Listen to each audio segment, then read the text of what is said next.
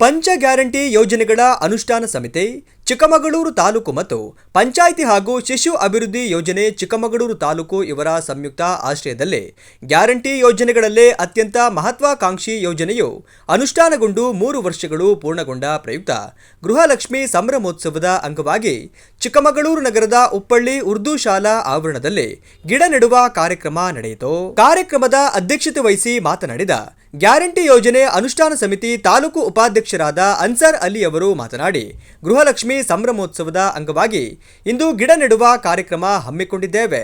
ಪರಿಸರ ರಕ್ಷಣೆಗಾಗಿ ಪ್ರತಿಯೊಬ್ಬರೂ ಕಡ್ಡಾಯವಾಗಿ ಗಿಡಗಳನ್ನು ನೆಟ್ಟು ಪೋಷಿಸಬೇಕು. ಶುದ್ಧ ಗಾಳಿ ಪಡೆಯಲು, ಮಳೆ ಹೆಚ್ಚಿಸಲು ಮತ್ತು ಭೂಮಿಯನ್ನ ಉಳಿಸಲು ಇದು ಅತ್ಯಂತ ಮುಖ್ಯವಾದ ಹಾದಿಯಾಗಿದೆ ಎಂದರು.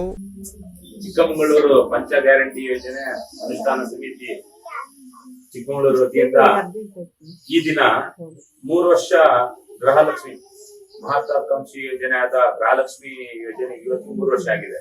ಅದರ ಪ್ರಯುಕ್ತ ಕರ್ನಾಟಕ ಸರ್ಕಾರದಿಂದ ಎಲ್ಲಾ ರಾಜ್ಯದಲ್ಲಿ ಹಾಗೂ ಎಲ್ಲಾ ಜಿಲ್ಲೆಗಳಲ್ಲಿ ಎಲ್ಲಾ ತಾಲೂಕುಗಳಲ್ಲಿ ಗಿಡ ನೆಡುವ ಕಾರ್ಯಕ್ರಮವನ್ನು ಹಮ್ಮಿಕೊಂಡಿದ್ದೇವೆ.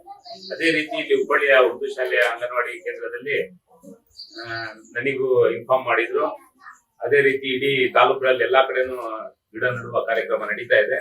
ಇದ್ರ ಉದ್ದೇಶ ಇಷ್ಟೇ, ನಾವೇನಂತ ಹೇಳಿದ್ರೆ ಈಗ 3 ವರ್ಷ ಇದು ಕಂಪ್ಲೀಟ್ ಆಗಿದೆ.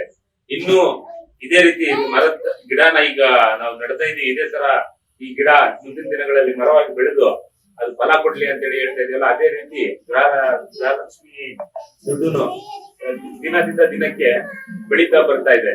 ಈ ಸರಿ ಬರ್ತಾ ಇರೋದು 31ನೇ ಕಂತು. ಸುಮಾರು ಜನ ಇಲ್ಲಿ ನನಗೆ ಬಂದಾಗ್ಲೇ ಕೇಳಿದ್ರು 31ನೇ ಕಂತು ಒಂದು ಸ್ಲಾಟ್ ಈಗ ಮೊನ್ನೆನೆ 20ನೇ ತಾರೀಕು ಸುಮಾರು ಜನಕ್ಕೆ ಬಂದಿದೆ. ಈಗ 2ನೇ ಕಂತು ಇವತ್ತು ನಾನು ಆಫೀಸರಿಗೆ ಕೇಳ್ಬೇಕಾದ್ರೆ ಹೇಳಿದ್ರು 2ನೇ ಇದು ಸ್ಲಾಟ್ ಇವತ್ತು ಸಂಜೆ ಒಳಗೆ ಬರುತ್ತೆ ಅಂತೇಳಿ. ಹಂಗಾಗಿ ಸುಮಾರು ಜನ ಇದ್ರ ಬಗ್ಗೆ ನಿಂತೋಯ್ತು ಅಂತೇಳಿ ಏನು ಇಲ್ಲ.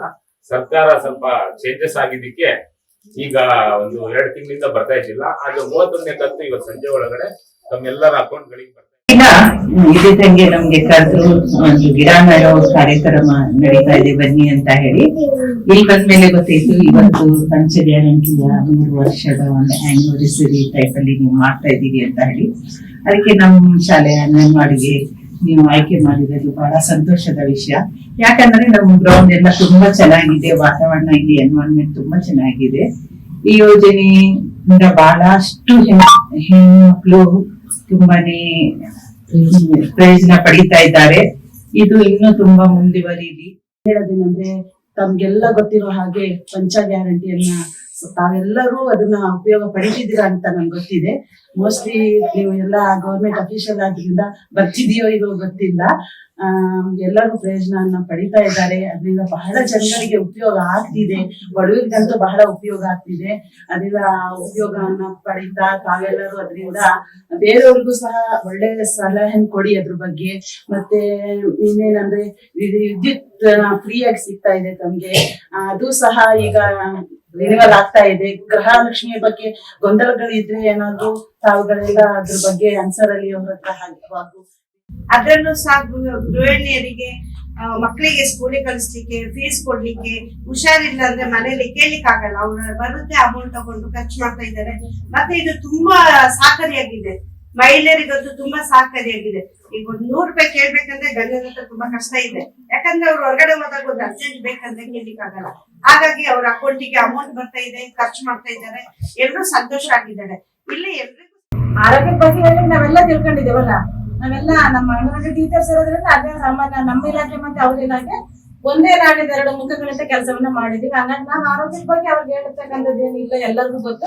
ಆದ್ರೂ ಕೂಡ ನಮ್ಮ ಇಲಾಖೆಯಲ್ಲಿ 1-2 ಕಾರ್ಯಕ್ರಮಗಳು ಈಗ ಜಾತಿಯಲ್ಲಿ ಯಾವ್ದಪ್ಪ HPV ಅಲ್ವಾ, HPV ವ್ಯಾಕ್ಸಿನೇಷನ್ ನಮ್ಗೆ ಕೊಡ್ತಿದ್ದಾರೆ. ಆದ್ರೂ ಕೂಡ ಅದರ ಏನು ಸದುಪಯೋಗವನ್ನ ಕೆಲವರು ಅಷ್ಟೇ ಪಡ್ಕೋತಿದೀವಿ, ಕೆಲವು ಮಕ್ಳುಗಳಿಗೆ ಅದು ಸಿಗ್ತಾ ಇಲ್ಲ.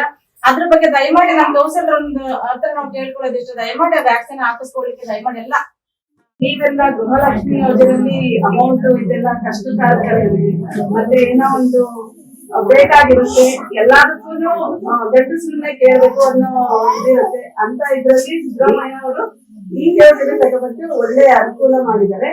ಅದನ್ನೆಲ್ಲಾರು ಸದುಪಯೋಗ ಪಡಿಸ್ಕೊಳ್ಳಿ. ಇನ್ನು ಈ ತರ ಯೋಜನೆಗಳು ಮುಂದುವರಿಲಿ ಅಂತ ಆಶಿಸುತ್ತಾ ನನ್ನ ಕಾರ್ಯಕ್ರಮದಲ್ಲಿ ಶಾರದಾ, ನಗೀನಾ, ಫರವಿನ್, ಗ್ರೇಟಾ ಫರ್ನಾಂಡಿಸ್, ಮಂಜುಳಾ, ಗಿರಿಜಾ ಮುಂತಾದವರು ಉಪಸ್ಥಿತರಿದ್ದರು.